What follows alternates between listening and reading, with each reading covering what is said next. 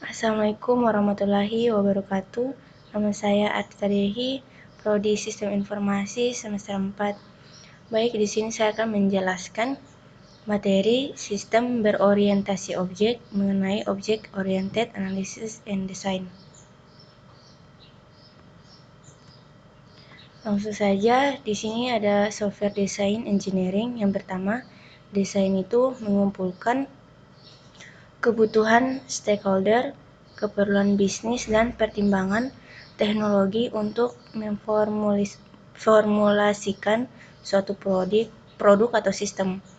Kemudian memodelkan aktivitas dan persiapan tahap konstruksi atau coding dan testing. Kemudian ada goal, memodelkan solusi yang siap diimplementasikan atau membuat program. Kemudian ada proses desain. Yang pertama, proses iteratif untuk menerjemahkan kebutuhan menjadi blueprint untuk membangun perangkat lunak. Kemudian karakter untuk mengevaluasi desain yang baik. Desain harus mengimplementasikan seluruh kebutuhan baik yang eksplisit dan implisit. Kemudian desain harus mudah dibaca dan dipahami.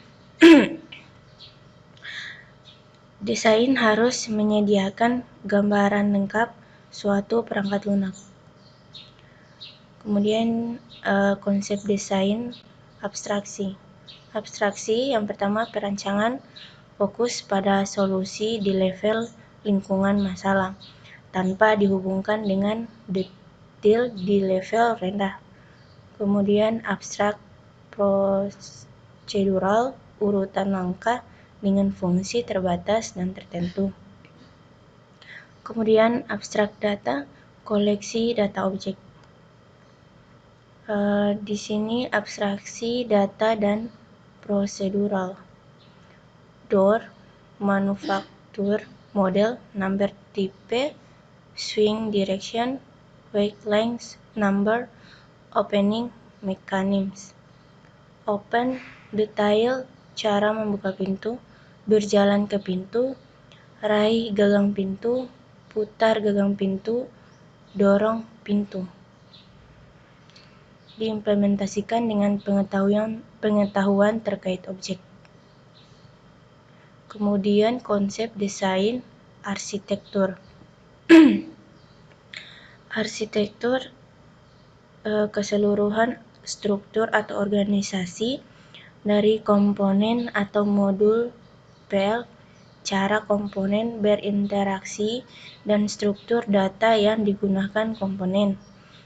Bagian dari perancangan arsitektur. Pertama, structural properties, menggambarkan komponen-komponen sistem, modul, objek, dan lain-lain. Kemudian extra functional properties, kebutuhan untuk performance, capacity, security, adaptability, dan lain-lain. Families of related system, rules, arsitektur, building blocks. Kemudian konsep desain modularitas. Yang pertama, file dipisahkan menjadi komponen terpisah yang biasanya disebut model dan diintegrasikan untuk memenuhi kebutuhan. Yang kedua, modularitas adalah atribut tunggal dari perangkat lunak yang memungkinkan program menjadi mudah dikelola.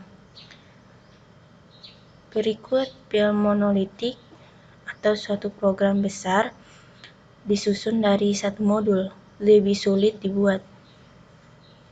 Jumlah kontrol path, variabel, dan seluruh kompleksitas sulit dipahami.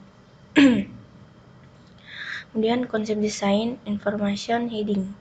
Pertama, merancang agar informasi, data, dan prosedur yang terkandung dalam sebuah modul tidak dapat diakses oleh modul yang tidak membutuhkan informasi tersebut. Selanjutnya, membatasi akses antara prosedur dan struktur data lokal. Kemudian, information gathering menunjang modularity. Kemudian boundary class yang pertama digunakan untuk memodelkan interaksi antara sistem dan aktor. Kedua, sering mewakili windows, forms, sensor, terminals. Berikut terkait dengan setidaknya satu aktor dan sebaliknya. Kemudian ada control class. Yang pertama, merepresentasikan koordinasi, urutan, transaksi, dan pengendalian benda-benda lain. Kemudian sering merangkum use case yang terkait kontrol. Kemudian satu use case memiliki satu control class. Kemudian ada entity class. Yang pertama digunakan untuk memodelkan informasi. Yang kedua biasanya berumur panjang dan atau persisten.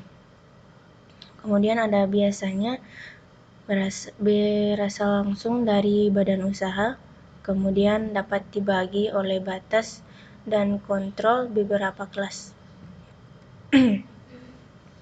Kemudian ada development model modeling elements.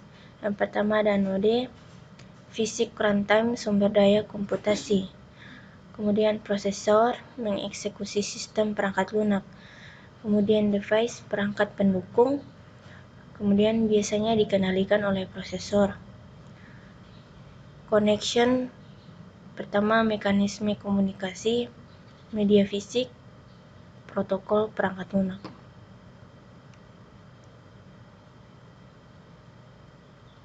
Kemudian use case design. Tahap perancangan use case yang pertama, tentukan interaksi antara objek perancangan. Yang kedua, memperbaiki penjelasan aliran peristiwa. Yang ketiga, menyatukan kelas dan subsistem. Selanjutnya ada penjelasan interaksi antara objek perancangan. Yang pertama, mengidentifikasi objek yang berpartisipasi. Yang kedua, model pesan antar objek. Yang ketiga, menjelaskan proses yang dihasilkan dari pesan. Di sini ada enkapsulasi interaksi subsistem. Yang pertama, subsistem harus diwakili oleh antarmuka mereka pada diagram interaksi. Yang kedua, pesan untuk subsistem dimodelkan sebagai pesan ke antarmuka subsistem. Yang berikut, pesan untuk subsistem sesuai dengan operasi dari antarmuka subsistem. Yang terakhir, interaksi dalam subsistem yang dimodelkan dalam subsistem design. Selanjutnya ada keuntungan enkapsulasi interaksi subsistem. Yang pertama ada realisasi use case mengurangi kekacauan. Yang kedua, realisasi use case dapat dibuat sebelum desain internal subsistem diciptakan. Ketiga, realisasi use case lebih umum dan mudah untuk perubahan.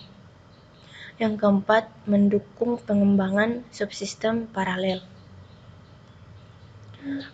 Mungkin cuma itu dari saya. Lebih dan kurangnya saya mohon maaf. Assalamualaikum warahmatullahi wabarakatuh.